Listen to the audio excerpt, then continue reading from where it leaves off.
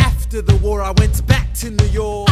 After the war, I went back to New York. I finished up my studies and I practiced law. I practiced law, Burr worked next door. Even though we started at the very same time, Alexander Hamilton began to climb. How to account for his rise to the top?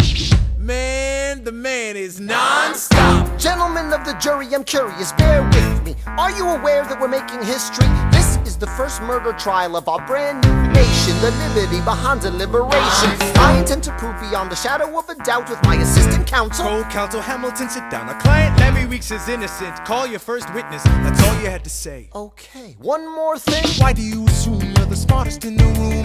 Why do you assume you're the smartest in the room? Why do you assume you're the smartest in the room? Soon that attitude may be your doom.